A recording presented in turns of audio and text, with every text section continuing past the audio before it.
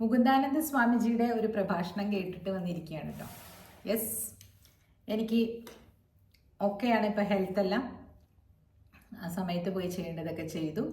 Now I'm all right, I'm back, I want to talk to you. Mukundananda സ്വാമിജിയുടെ ഒരു പ്രഭാഷണത്തിൽ പറയണ്ടായിരുന്നു, problems ലൈഫിൽ വന്നാൽ എന്ത് ചെയ്യണം എന്ന്. അപ്പം സ്വാമിജി പറയായിരുന്നു, പ്രോബ്ലംസ് ഇല്ലാത്ത ഒരു ലൈഫേ ഇല്ല. ഒന്ന് നിങ്ങൾ ചിന്തിച്ചു നോക്കൂ. നിങ്ങൾക്കൊരു ജോബ് കിട്ടി, അപ്പോൾ ജോബ് കിട്ടുന്നത് വരെ അയ്യോ എനിക്ക് ജോബ് കിട്ടിയില്ലായിരുന്നു എന്നായിരുന്നു എൻ്റെ പ്രോബ്ലം. പക്ഷേ ജോബ് കിട്ടിക്കഴിഞ്ഞപ്പം ഓരോ ദിവസം ജോബിൻ്റെ കാര്യങ്ങൾക്കായിട്ട് ഓരോരോ പ്രോബ്ലംസാണ്. ഇപ്പോൾ എൻ്റെ ഉദാഹരണം എടുക്കാം, ഞാനൊരു വക്കീലല്ലേ. അപ്പോൾ ഞാനൊരു ദിവസം ഓഫീസിൽ ചെന്നിരിക്കുന്നു, എൻ്റെ ടേബിളൊക്കെ ക്ലീൻ ആക്കുന്നു, നല്ല ഭംഗിയായിട്ട് വെക്കും ഞാൻ എപ്പോഴും. അതുപോലെ ചെറിയൊരു ചെടിച്ചട്ടി, കുറച്ച് വെള്ളമൊക്കെ ഒഴിച്ച് നല്ല പോസിറ്റീവായിട്ട് വന്നിരിക്കുമ്പോൾ ഇതാ വരുന്നു, അതെ നമ്മളുടെ ഒരു കേസ് തള്ളിപ്പോയി കേട്ടോ. പ്രോബ്ലമായ നമ്മൾ കൊടുത്ത ഒരു കേസ് തള്ളിപ്പോയി, ഇനി എന്താവും? അപ്പോൾ അതാണ് എൻ്റെ അടുത്ത ജോബ്. അപ്പോൾ ഞാൻ വിചാരിക്കും, ഓ ദൈവമേ എന്ന്. ആക്ച്വലി ആ പ്രോബ്ലവുമായിട്ട് ഒരു കമ്പനിയിൽ ഒരാളെ അപ്രോച്ച് ചെയ്യുമ്പോൾ അതല്ലേ എൻ്റെ ജോലി. എൻ്റെ ജോലി എന്ന് പറയുന്നത് ഇനി ആ തള്ളിപ്പോയ കേസിന് നമ്മൾ എന്തൊക്കെ ചെയ്യാൻ പറ്റും എന്ന് ചിന്തിക്കലല്ലേ എൻ്റെ ജോലി. അപ്പോൾ അവിടെ എനിക്ക് ജോലി വേണമെങ്കിൽ ആ പ്രോബ്ലം വരണ്ടേ അവിടെ? ഇത് തന്നെയാണ്, സിമ്പിൾ. ഇപ്പോൾ ഒരു ഉദാഹരണം ഇതുപോലെ പറഞ്ഞതേ ഉള്ളൂ. ഒരു പ്രോബ്ലം ഇല്ലാത്ത ഒരാളുണ്ടാവില്ല. അതാണ് പ്രോബ്ലംസ്. സംടൈംസ് ഇതുപോലെ ഒരു റോക്കറ്റ് പോകുമ്പോൾ അതിൻ്റെ താഴെ ഉണ്ടാകുന്ന പ്രോബ്ലമാണ് അത് മുകളിലോട്ട് കുതിച്ചു പോയാൻ സഹായിക്കുന്ന ഘടകം. ഇതേപോലെ മനുഷ്യൻ്റെ ജീവിതം അങ്ങ് എടുത്താൽ മതി എന്നാണ് പറയുന്നത്. ആർക്കും പ്രോബ്ലംസ് ഇല്ലാതെ ജീവിക്കാൻ പറ്റില്ല. ഞാൻ സ്വാമിജിയുടെ പ്രസംഗത്തിൽ നിന്ന് കേട്ടൊരു കാര്യമാണ് സിന്ധു തായിയുടെ കഥ. ഈ സിന്ധു തായി എന്ന് പറഞ്ഞിട്ട് ഒരു ലേഡി വിവാഹം കഴിച്ച് ചെന്ന സ്ഥലത്ത്, അവിടെയൊക്കെ ഗ്രാമമാണല്ലോ, അങ്ങ് ഭയങ്കര ഉത്തർപ്രദേശിൽ ഉത്തരാഖണ്ഡിൽ ഇവിടെ ഉൾപ്രദേശത്താട്ടോ. അവിടെ ഗ്രാമത്തിൽ ഈ കൗഡങ്ങില്ലേ, ഇങ്ങനെ സ്ത്രീകളെ കൊണ്ട് പെറുക്കിക്കും. അങ്ങനെ അവിടെയൊക്കെ പശുക്കളെ അല്ലേ ഉള്ളൂ, പശുക്കൾ ഇങ്ങനെ മേഞ്ഞ് നടക്കുന്നിടത്തൂടെ എല്ലാം ചാണകം ഇട്ട് വയ്ക്കും അല്ലേ. അപ്പോൾ ചുമ്മാതിരിക്കുന്ന സ്ത്രീകളെയൊക്കെ പേടിപ്പിച്ചിട്ട് അവിടെയുള്ള മാഫിയ ആൾക്കാർ, മാഫിയ പറഞ്ഞാൽ ഇതാണ് കൗഡങ് മാഫിയാണ് അവിടെ, ഇതെല്ലാം കളക്ട് ചെയ്തുകൊണ്ട് ഇവരുടെ വീടിൻ്റെ ഉമ്മറത്ത് അവർ വെക്കണം, അവരവരുടെ ഉമ്മറത്ത്. എന്നിട്ട് മറ്റവർ വന്ന് കാളവണ്ടിയിൽ ഇതെല്ലാം പെറുക്കിക്കൊണ്ടു പോകും. അപ്പോൾ അവർക്ക് ഹ്യൂജ് റവന്യൂ ആണ്. പല പല വീടുകളിൽ നിന്ന് 10 പൈസ കൊടുക്കാതെയാണ് ഈ സ്ത്രീകൾക്ക് എന്തെങ്കിലും കൊടുക്കുകയാണെങ്കിൽ വേണ്ടില്ല. അപ്പോൾ അതിന് അഗൻസ്റ്റ് അവർ റിവോൾട്ട് ചെയ്തു. സിന്ധുത്തായി പോയി കംപ്ലയിൻറ്റ് ചെയ്തു. കംപ്ലയിൻറ്റ് ചെയ്ത് കഴിഞ്ഞപ്പോൾ ഈ കംപ്ലയിൻറ്റ് ചെയ്തത് ആർക്ക് അഗൻസ്റ്റ് ആണോ അയാൾ വന്നിട്ട് ഇവരുടെ ഭർത്താവിനോട് പറയും. അപ്പോൾ ഇവർക്ക് ഓൾറെഡി 3 മക്കളുണ്ട്, 4ാമത് ഗർഭിണിയാണ്. പണ്ടത്തെ കാലമല്ലേ. അപ്പോൾ പറയും, നോക്കൂ ആ വയറ്റിലിരിക്കുന്നത് എൻ്റെ കൊച്ചാ, തനിക്ക് പ്രൂവ് ചെയ്യാൻ പറ്റും, പ്രൂവ് ചെയ്തു. നമ്മൾ പച്ചയ്ക്ക് നട്ടാക്കുരുക്കാത്ത ഒരു ചീത്ത പറഞ്ഞിട്ട് അങ്ങ് പോകും. അയാൾക്ക് നാണക്കേടാവും, ഹസ്ബൻഡിനെ ഇതിനെ തല്ലി ഓടിക്കും. അവസാനം ഇത് വീട്ടിൽ ചെല്ലും, അതിൻ്റെ സ്വന്തം വീട്ടിൽ ഗർഭമായിട്ട് ചെല്ലും, അത് കുട്ടി ഗർഭമായിട്ട് ചെല്ലും തോന്നുന്നു. അല്ലല്ല, അത് തനിയെ പ്രസവിക്കും, അതിനെ വീട്ടിൻ്റെ പുറത്താക്കിയിട്ടേ, അതിന് പോകാനൊന്നും അറിയില്ല അങ്ങനെ. എന്നിട്ടത് ഈ ലേഡി വന്നിട്ട് ക്രിമേഷൻ ഗ്രൗണ്ടിൽ പോയിട്ട് അവിടെ കിടന്ന്, കാരണം പ്രസവിക്കണ്ടേ, അവിടെ വെച്ച് പ്രസവിച്ചു എന്നാണ് പറയണത്. എല്ലാവരും അതിനെ ഔട്ട്കാസ്റ്റ് ചെയ്തു. പണ്ട് നടന്ന കഥയാണ് അത്ര. പക്ഷെ അവരിപ്പോൾ ഈ 3 വർഷം മുമ്പാണ് മരിച്ചു പോയത്. എന്നിട്ട് അവരെങ്ങനെ സക്സസ്ഫുൾ ആയെന്ന് പറയാൻ വേണ്ടിയിട്ടാണ് അവർ നോക്കും. അവിടെ ഈ ക്രമേഷൻ ഗ്രൗണ്ടിൽ നെല്ലും അരിയൊക്കെ കുറേ കൊണ്ടുവന്ന് ഇടുമല്ലോ, പൂജ എന്ന് പറഞ്ഞാൽ, അതൊക്കെ കളക്ട് ചെയ്തിട്ട് അതിൽ വെച്ച് അവർ കഞ്ഞി കുടിച്ചു എന്നാണ് പറയുന്നത്. ആ പയറിൽ വെച്ചിട്ട്, ചിതയിൽ വെച്ചിട്ട്, അങ്ങനെ കഷ്ടപ്പെട്ട് അവർ ജീവൻ രക്ഷിച്ചിട്ട് ഈ കുഞ്ഞിനെയും കൊണ്ട് സ്വന്തം സ്ഥലത്തേക്ക് എങ്ങാണ്ട് ചെയ്യുന്നു. എങ്ങനെയോ തപ്പിപ്പിടിച്ച് ട്രെയിനൊക്കെ കയറി അവരും തള്ളിക്കളഞ്ഞു എന്ന്. അപ്പം എന്തായാലും മരിച്ചേക്കാം എന്ന് എഴുതി നോക്കുമ്പം ഒരു മരത്തണലിൽ ഇങ്ങനെ ചാരിയിരിക്കുകയായിരുന്നു, വെയിൽ കൊള്ളാതെ. അപ്പോൾ ആ മരമാണെങ്കിൽ ഇങ്ങനെ വീഴാറായി നിൽക്കുന്നു ഒരു ഗോജിലേക്ക്. എന്നിട്ടും വെയിൽ കൊള്ളാതെ ഇതിന് ഇരിക്കാൻ പാകത്തിന് ഒരു തണലുണ്ടായിരുന്നത്. അപ്പോൾ അതിൽ നിന്ന് അതെന്ത് വിചാരിച്ചു, എന്തിനാണ് ഞാൻ ചാകുന്നത്, എങ്ങനെയെങ്കിലുമൊക്കെ ജീവിക്കണം, അതല്ലേ നല്ലത്, ഈ മരം തന്നെ അതല്ലേ കാണിച്ചു തരുന്നതെന്ന് കരുതി അതിങ്ങനെ തിരിയുമ്പോൾ നോക്കുമ്പം റെയിൽവേയുടെ അരികത്തായിരുന്നതേ ഒരാളിങ്ങനെ കുറച്ചും തുമ്മിയൊക്കെ കിടക്കുന്നു, ആരും നോക്കാനില്ലാതെ. അപ്പോൾ അവർ വിചാരിച്ചു, എനിക്ക് ഇത്രയും ആരോഗ്യമെങ്കിലും ഉണ്ട്, ഞാൻ ഈ അശരണർക്ക് ഒരു തണലാകാം എന്നോർത്ത് അങ്ങനെ അവർ അവിടെ കണ്ട ചെറിയ ജോലികളൊക്കെ ചെയ്ത് പിന്നെ അങ്ങനെ അവർ ആ മനുഷ്യനെയും കൂടെ കൊണ്ടുപോയി നോക്കി, വയസ്സായ കിളവിന്. അതേപോലെ കൂടെ അവിടെ റെയിൽവേ സ്റ്റേഷനിൽ വരണം കളഞ്ഞിട്ട് പോണ പിള്ളേരെ ഒക്കെ കൊണ്ടുവന്ന് അവസാനം ഈ ക്രമേഷൻ ഗ്രൗണ്ടിൻ്റെ അടുത്തൊക്കെ കൊണ്ടുവന്ന് വെച്ച് പിന്നെ അവരുടെ മക്കൾ വലുതായിരുന്നു, അവർ വന്നിട്ട് പിന്നെ ഹെൽപ്പ് ചെയ്യാൻ തുടങ്ങി. അവർക്ക് കുറച്ചൊക്കെ ഇങ്ങനെ സ്ഥലങ്ങളൊക്കെ ഉള്ളവരാണെന്ന് തോന്നുന്നു. എങ്ങനെയൊക്കെയോ അവർ ഇന്ന് ഒരുപാട് അനാഥ പിള്ളേർക്ക് അമ്മയായി. എത്ര നാഷൻ ആദരിച്ചു അവരെ 3 വർഷങ്ങൾക്ക് മുമ്പ്. പത്മശ്രീ ആണെന്ന് എനിക്ക് തോന്നുന്നു. അപ്പോൾ അത് വായിച്ച കഥയാണ് ഇതിനകത്ത്. അപ്പോൾ ഈ പറഞ്ഞ പോലെ ഒരാളുടെ പ്രോബ്ലം എത്രയോ ആളുകൾക്ക് പ്രോബ്ലം സോൾവിങ് ആയി തീർന്നു അല്ലേ. സിന്ധു തായിക്ക് അന്ന് വന്ന പ്രോബ്ലം ആയിരിക്കാം ബാക്കിയുള്ള ആളുകൾക്കെല്ലാം ആ പ്രോബ്ലം കാരണം അവർക്ക് എന്തൊരു വലിയ ആശ്വാസമായി മാറി ആ അമ്മ. അവരല്ലെങ്കിൽ അവിടെ ഇരുന്ന് അതുപോലെ മക്കളെയും ഭർത്താവിനെയും ശുശ്രൂഷിച്ച് അങ്ങനെ ജീവിച്ച് പോയിക്കൊണ്ടിരുന്നേനെ അല്ലേ. അപ്പോൾ ഓരോ പ്രോബ്ലംസ് വരുന്നതും അതിൻ്റെ പിന്നിൽ എന്തെങ്കിലുമൊക്കെ ഉണ്ടാവും എന്നങ്ങ് വിചാരിക്കുക. നമുക്ക് ചെറിയ ചെറിയ പ്രോബ്ലംസ് ആയിരിക്കാം, മറ്റുള്ളവർക്ക് വേറെ തരത്തിലുള്ള പ്രോബ്ലംസ് ആയിരിക്കാം. കാരണം ഇത് ഞാൻ എപ്പോഴും പറയാറുണ്ട്, എല്ലാവരുടെയും ക്വസ്റ്റ്യൻ പേപ്പർ ഒന്നല്ല നോക്കി എഴുതാനായിട്ട് അല്ലേ. എൻ്റെ question paper entirely different from yours ആണ്. ഭഗവാൻ അല്ലെങ്കിൽ പഠിച്ചവൻ നമ്മളെ അന്നും പറഞ്ഞു കൈ എല്ലാവരുടെയും വ്യത്യാസമുണ്ട്, കൃഷ്ണമണി എല്ലാവരുടെയും വ്യത്യാസമുണ്ടെന്ന്. എല്ലാവർക്കും ഡിഫറെൻ്റ് ആയിട്ടുള്ള ഒരു ക്വസ്റ്റ്യൻ പേപ്പർ സെറ്റ് ചെയ്ത് വെച്ചിട്ട് തന്നെയാണ്. അതല്ലാതെ SSLC പരീക്ഷ പോലെ കോപ്പി അടിക്കാനോ ലീക്ക് ചെയ്യാനോ ഒന്നും പറ്റില്ല. അത് നമ്മൾ തീരുമാനിച്ച് അതിനുള്ള വഴി നമ്മൾ കണ്ടെത്തണം. ശരിയല്ലേ? ആരും കൊണ്ടൊന്ന് തരികയുമില്ല നമ്മുടെ അടുത്തേക്ക്. ഇതാണ് നിൻ്റെ പ്രോബ്ലംസിന് സോൾവ് ചെയ്യാനുള്ള ടെക്നിക്ക് എന്ന് ആരെങ്കിലും കൊണ്ടുവന്ന് തരുമോ? ഇല്ല.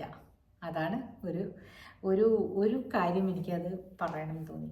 അപ്പം ഭക്തി അല്ലെങ്കിൽ ഫെയ്ത്ത് അല്ലെങ്കിൽ കോൺഫിഡൻസ് ഇതൊക്കെ എന്താണെന്ന് പറയട്ടെ. നമ്മൾ ഉണ്ടാക്കുന്നത് നമുക്ക് ഭക്തി ഉണ്ടാകുമ്പോൾ നമ്മളിപ്പോൾ ഒരു കൃഷ്ണനെ പ്രാർത്ഥിക്കുന്നു, യേശുവിനെ പ്രാർത്ഥിക്കുന്നു, അള്ളാഹിനെ പ്രാർത്ഥിക്കുന്നു. ഭക്തി ഉണ്ടാകുമ്പോൾ നമുക്ക് ഫെയ്ത്താണ്.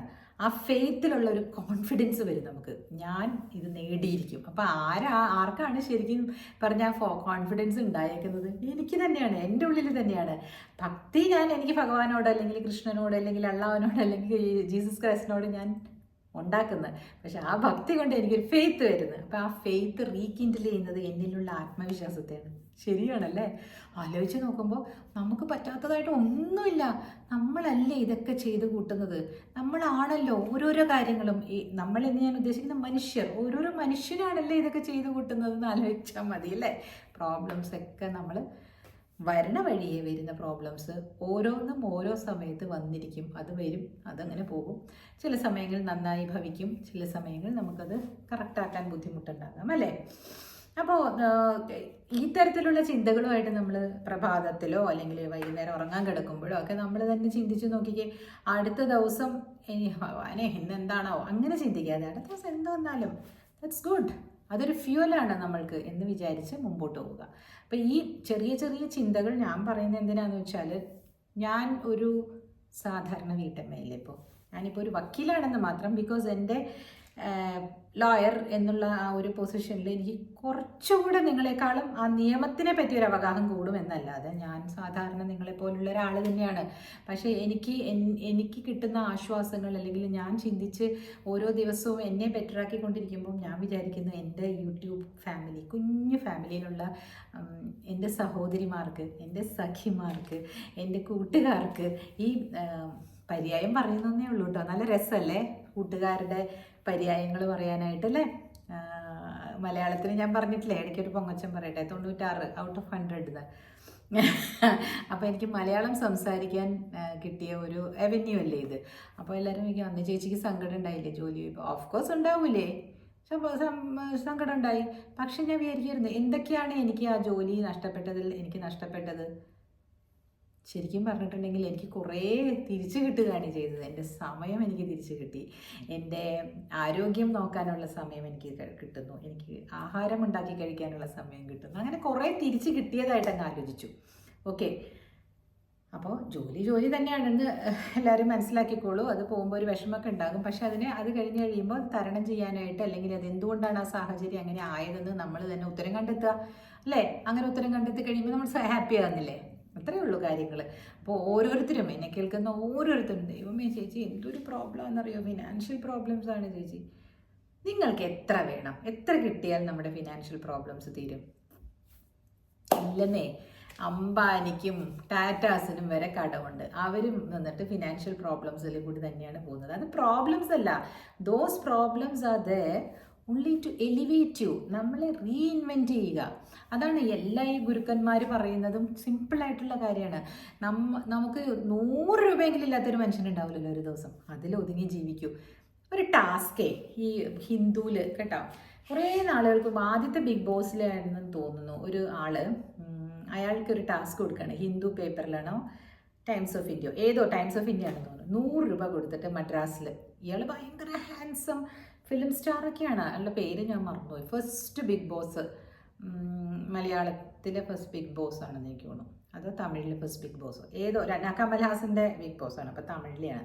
അപ്പോൾ അതിനകത്ത് ഈ 100 രൂപ, അയാൾ ബിഗ് ബോസ് താരമായില്ല, 5-ാമത്തെ ഏതോ സ്ഥാനത്ത് പുറത്ത് വന്നു കഴിഞ്ഞപ്പോൾ ഇവരിങ്ങനെ ഓരോന്നോരോന്ന് ചെയ്യുമല്ലോ, അതിൽ 100 രൂപ കൊടുത്തിട്ട് ടൈംസ് ഓഫ് ഇന്ത്യ അവർ ചോദിക്കും, ഒരു ചാലഞ്ച് തരട്ടെ, നിങ്ങൾക്ക് ഈ 100 രൂപ കൊണ്ട് ഇന്നൊരു ദിവസം മദ്രാസ് സിറ്റിയിൽ കഴിയാൻ പറ്റുമോ? ഇയാൾ പറയും പറ്റും, എന്നാൽ ശരി ഒന്ന് കാണട്ടെ.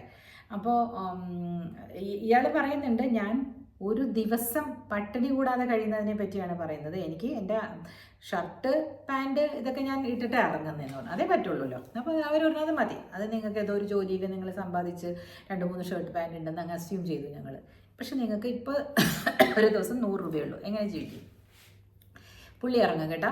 ഇറങ്ങി ഇങ്ങനെ പോയിട്ട് ആദ്യം തന്നെ മൈലാപ്പൂരിലാണ്. മൈലാപ്പൂരിൽ നിന്നും ഇങ്ങേർക്ക് പോകേണ്ടത് ഓടാൻ പോകുന്ന സ്ഥലത്താണ്, അല്ലെങ്കിൽ അയാൾ വലിയ കാറിലൊക്കെയാണ് പോണത്. അപ്പോൾ അവിടെ നിന്ന് ബസ് കയറി 5 രൂപ മറീന വരെ അവിടെ വന്ന് ഇറങ്ങി. ഇപ്പോൾ 95 ആയല്ലോ. അവിടെ വന്ന് ഇറങ്ങി അയാളുടെ എക്സസൈസും കാര്യങ്ങളും ഒക്കെ ചെയ്ത് അവിടെ ഇരുന്നു. നോക്കുമ്പോൾ കരിക്ക്, അന്നത്തെ കാലമാണ് കേട്ടോ, 10-15 വർഷമായിട്ടുണ്ട്. കരിക്ക് കുടിച്ചാൽ 20 രൂപ പോകും, അത് വേണ്ട, കരിക്ക് വേണ്ടാന്ന് കരുതി പുള്ളി കരിമ്പിൻ ജ്യൂസ് കുടിക്കും, 5 രൂപ. ഓക്കെ, പക്ഷെ ഇതൊക്കെ ഹെൽത്തി ആണോ അല്ലയോ അങ്ങനെയൊക്കെയുള്ള ചോദ്യങ്ങളൊന്നും പാടില്ല കേട്ടോ. 100 രൂപ കൊണ്ട് ജീവിക്കാൻ പറ്റുമെന്നല്ല, അത് കുടിക്കും. കുടിച്ചിട്ട് പുള്ളിയായിരിക്കും ഇനി അടുത്ത പരിപാടി എന്താണെന്ന് വെച്ചിട്ടുണ്ടെങ്കിൽ, പുള്ളിയുടെ അമ്മ വന്നിട്ട് ഉച്ചയ്ക്ക് എന്തെങ്കിലും കറിക്ക് കൊണ്ടുവരണം എന്ന് പറഞ്ഞിട്ടുണ്ട്. എന്ത് ചെയ്യും ഇയാളെന്ത് ചെയ്യും? ഈ 5 രൂപ വണ്ടിക്കൂലി കൊടുത്തില്ലേ, അവിടെ വരെ നടക്കും. നടന്നു കഴിഞ്ഞിട്ട് അവിടെ നിന്ന് ആ പർട്ടിക്കുലർ സ്ഥലത്ത് ചീര വിൽക്കുന്നുണ്ടാവും. 2 തരം ചീര മേടിക്കും, 10 രൂപയാണ്, 5-5 കെട്ട്, ഓരോ കെട്ട് മേടിക്കും. അത് കഴിഞ്ഞ് അവിടെ തന്നെ പച്ചക്കറിക്കാരൻ നിൽക്കുന്നിടത്ത് നിന്ന് കുറച്ച് ഉള്ളി, അങ്ങനെ വളരെ കുറഞ്ഞ ഈ ഒരു കറി ഡിഷ് ഉണ്ടാക്കാൻ വേണ്ടിയിട്ടുള്ള സാധനം മാത്രം 10 രൂപയ്ക്ക് അത് വാങ്ങിച്ചിട്ട്, അപ്പോൾ ഓൾറെഡി ഇയാളുടെ കയ്യിൽ ബാക്കി ഇനിയും 70 രൂപയാട്ടോ ഉള്ളത്. വീട്ടിൽ ചെല്ലുന്നു. അപ്പോൾ അമ്മ കുക്ക് ചെയ്യാം, നീ കഴിച്ചിട്ട് പോകുന്നു പറഞ്ഞപ്പോൾ അയാൾ പറഞ്ഞു, ചാലഞ്ച് ഉണ്ട് എനിക്ക് 100 രൂപയുടെ, അമ്മയ്ക്ക് ഇത്രയും ഞാൻ വാങ്ങിച്ചിട്ടുണ്ട്, പക്ഷെ അതെൻ്റെ കർത്തവ്യമാണ്, അതുകൊണ്ട് അമ്മ ഇത് വയ്ക്കൂ. അപ്പോൾ അമ്മ പറഞ്ഞു, എൻ്റെ കർത്തവ്യമാണ് നിനക്ക് ഊണ് തരണ്ടെന്ന് പറഞ്ഞാൽ അമ്മയുടെ ഊണ് കഴിക്കുകയാണ് കേട്ടോ. കുറച്ച് തൈര് മേടിച്ചു കൊണ്ടുവന്നു, 2 രൂപയുടെ തൈര് മേടിച്ചു കൊണ്ടുവന്നു. അമ്മ കൊടുത്ത ചോറും മിക്സ് ചെയ്തിട്ട് ഈ സബ്ജിയും കൂട്ടി കഴിക്കും. എന്നിട്ട് അമ്മയുടെ അടുത്ത് പറയും, ഈ ചോറിൻ്റെ വില അമ്മ വയ്ക്കണം, അല്ലെങ്കിൽ എനിക്ക് ചാലഞ്ച് പുറത്താവും. നീ പുറത്ത് പോയി കഴിച്ചാൽ എത്ര രൂപയാവും നിനക്ക്? 15. നീ 5 രൂപ വെച്ചാൽ മതി, കാരണം നീ ഇത്രയും കൊണ്ടുവന്നതല്ലേ. അല്ലമ്മ, ഗ്യാസിൻ്റെ ഇതിൻ്റെ എന്നൊക്കെ പറഞ്ഞ് 10 രൂപ വെച്ചിട്ടു. പിന്നെയും അയാളുടെ കയ്യിലുണ്ട് 40 രൂപ, 40 ഇത്രയുണ്ട്, കുറച്ചുണ്ട്. പക്ഷേ വൈകുന്നേരം ആകുമ്പോൾ അയാളുടെ കയ്യിൽ ബാക്കി ഒരു 10-12 രൂപ ഉണ്ടായിരുന്നു എന്ന്. ഏതോ ഒരു സ്ഥലത്ത് പോയിട്ട് കട്ടിങ് ചായ എന്ന് പറഞ്ഞിട്ട് ചായ കുടിച്ചു, എന്തോ ഒരു വട മേടിച്ച് കഴിച്ചു, പബ്ലിക് ലൈബ്രറിയിൽ പോയിരുന്നിട്ട് ബുക്സ് എടുത്ത് വായിച്ചു. ഇത് അയാൾ ചെയ്തത് കേട്ടോ. പറ്റും എന്ന് പറയാൻ വേണ്ടിയിട്ടാണ് കേട്ടോ. ഇതിനകത്ത് കുറേ ക്വസ്റ്റ്യൻസ് ഉണ്ടാവും. ചേച്ചി ഒരു ദിവസം പറ്റും, പിന്നെ അടുത്ത ദിവസം ഈ 100 രൂപ ഉണ്ടാക്കണ്ടേ? അത് വേണം. അത് അയാളുടെ അഡ്വർടൈസിങ്ങിന് വേണ്ടിയിട്ട് കമ്പനി കൊടുത്തതാണല്ലോ, ടൈംസ് ഓഫ് ഇന്ത്യ കൊടുത്തു കഴിഞ്ഞല്ലോ 100 രൂപ അല്ലേ. ആ ചാലഞ്ച് അയാൾ പറ്റുമോ ഇല്ലയോ എന്നുള്ളത് മാത്രമാണ്. 100 രൂപ ഉണ്ടെങ്കിലും ജീവിക്കാൻ പറ്റുമെന്ന് പറയാൻ വേണ്ടിയിട്ടാണ് മദ്രാസിൽ കേട്ടോ. അതിന് വേണ്ടിയിട്ട് ആ ഒരു ആർട്ടിക്കിൾ ഞാൻ പറഞ്ഞു എന്നേ ഉള്ളൂ. അതാ, നിങ്ങൾക്ക് എത്ര വേണം ജീവിക്കാനെന്ന് നിങ്ങൾ തന്നെ തീരുമാനിക്കുക. നമ്മൾ തീരുമാനിക്കുന്നതനുസരിച്ച് തന്നെയായിരിക്കും നമ്മുടെ ജീവിതം മുമ്പോട്ട് കൊണ്ടുപോകുന്നത്. Okay, cheers. അപ്പോൾ നാളെ ഇനിയൊരു കാര്യമായിട്ട് വരുന്നതായിരിക്കും. ബൈ.